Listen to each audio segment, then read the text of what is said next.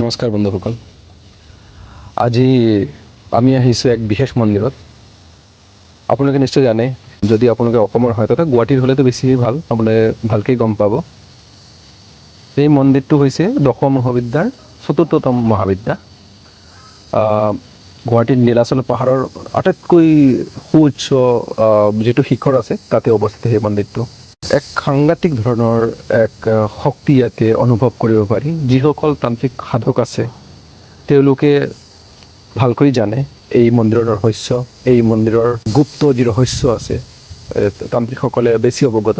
তথাপিও মোৰ সম্যক জ্ঞানেৰে যিখিনি হয় মই আজি আপোনালোকৰ আগত সেইখিনি দাঙি ধৰিম। আপোনালোকে ভিডিঅ'ৰ শেষলৈকে চাই থাকিব।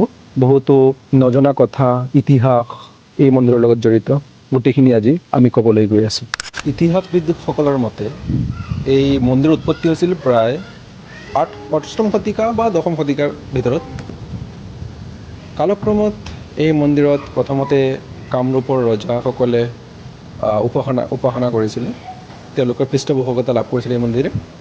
তাৰপিছত পাল বংশ, তাৰপিছত আহিল কোচ ৰজা নৰনাৰায়ণ। কোচ ৰাজবংশৰ সময়ত এই মন্দিৰৰ বিশেষ উন্নয়ন হৈছিলে। তাৰোপৰি মধ্যযুগত কালাপাহাৰ নামৰ এক আক্ৰমণকাৰীয়ে আক্ৰমণ কৰি মন্দিৰৰ বহুতো ক্ষয় ক্ষতি কৰিছিলে। ইতিহাস অনুসৰি আমি যদি চাব যাওঁ, এই মন্দিৰ হৈছে বহু শতিকা পুৰণি। মধ্যযুগত এক আক্ৰমণকাৰী কালাপাহাৰে এই মন্দিৰ ধ্বংস কৰিছিল বুলি আমি জানিব পাৰোঁ। তাৰপিছত পৰৱৰ্তী সময়ত আমাৰ কোচ ৰাজবংশীয়সকলে আকৌ পুনৰবাৰ এইটো নিৰ্মাণ কৰিছিল। কামাখ্যা মন্দিৰ হওক বা ভুৱনেশ্বৰী মন্দিৰ। এই মন্দিৰৰ এক বিশেষ মাহাত্ম্য আছে। কোৱা হয়, তন্ত্ৰ সাধনাত কোৱা হয় যে মা সতীৰ যেতিয়া দেহৰ এক অংশ আমাৰ কামাখ্যা মন্দিৰত পৰিছিলে, তাৰ পৰাই আমাৰ কামাখ্যা মন্দিৰৰ উৎপত্তি হৈছে। আমি সকলোৱে জানো সেইটো কথা। আৰু ইয়াতে দশম মহাবিদ্যাৰ এটা ৰূপ, চতুৰ্থতম যিটো ৰূপ, সেইটো হ'ল মা ভুৱনেশ্বৰী মন্দিৰ। ভুৱনেশ্বৰীৰ অৰ্থই হৈছে ভুৱনৰ ঈশ্বৰ। যিজন ভুৱন মানে হৈছে পৃথিৱী, গোটেই পৃথিৱী। এই গোটেই পৃথিৱীৰ যিজন ঈশ্বৰী, যিজন সৃষ্টিকৰ্তা বুলি কোৱা হয়, যিজনে সৃষ্টি কৰিছে বিশ্ব ব্ৰহ্মাণ্ড, তেখেতক এইটো মন্দিৰ বুলি কোৱা হয়। এই মন্দিৰত প্ৰত্যেক বছৰে অম্বুবাচী মেলাৰ সময়ত যথেষ্ট ভিৰ পৰিলক্ষিত হয়।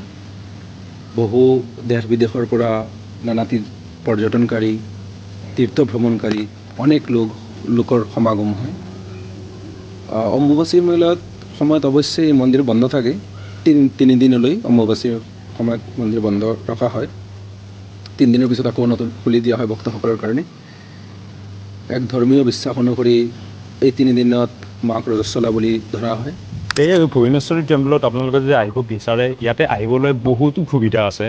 যেনে ধৰক আপোনালোকে যদি ৰেলৱে ষ্টেচনৰ হিচাপত আহে, তেনেহ'লে আপোনালোকে পাব ইয়াতে গুৱাহাটী ৰেলৱে ষ্টেচন, সেইটোৰে আপোনালোকে আহিব পাৰে। নহয়তো বা LGBI এয়াৰপৰ্ট আছে, সেইটোৰেও আপোনালোকে আহিব পাৰে। তাৰে পৰা আহি পেলাই আপোনালোকে জাষ্ট মা কামাখ্যা টেম্পললৈকে আপুনি যদি কয় আহিম বুলি, আপোনালোকে বাছ পাব, টেক্সি পাব, এভৰিথিং আছে। অ'লা, উবেৰ এভৰিথিং আছে। আপোনালোকে তাৰেলৈকে আহিলে হ'ল। মা কামাখ্যা টেম্পল পোৱাৰ পিছত আপোনালোকে 1 কিলোমিটাৰ যদি আগুৱাই আহে ওপৰত, তেনেহ'লে পাই যাব আপোনালোকে এই মা ভুৱনেশ্বৰী টেম্পল। আপুনি যদি প্ৰকৃতি প্ৰেমী হয় বা প্ৰকৃতিক ভাল পায়, তেতিয়াহ'লে ভুৱনেশ্বৰী মন্দিৰ হৈছে আপোনাৰ কাৰণে এক স্বৰ্গস্বৰূপ। ইয়াৰ পৰা গোটেই ব্ৰহ্মপুত্ৰ দেখা পোৱা যায়, গোটেই মহাবাহু ব্ৰহ্মপুত্ৰ। তাৰোপৰি দূৰ দূৰণিলৈ বিস্তৃত পাহাৰ, গছ গছনি, ধুনীয়া এক পৰিৱেশ, ধুনীয়া এক প্ৰাকৃতিক পৰিৱেশ ইয়াতে আপুনি উপভোগ কৰিব পাৰে। তাৰোপৰি আপুনি যদি গধূলি সময়ত আহে, সূৰ্যাস্তৰ সময়ত, আপুনি ইয়াতে আৰু মনোমোহা দৃশ্য দেখা পাব। যিটো সূৰ্য অস্তৰ যিটো দেখা পোৱা যায়, এইটো বহুত মনোমোহা, ইয়াৰ পৰা উপভোগ কৰিব পাৰি। বহুতো ভক্তবৃন্দ ইয়াতে আহে। তাৰোপৰি বহুতো পৰ্যটক সকলো ইয়াতে আহে।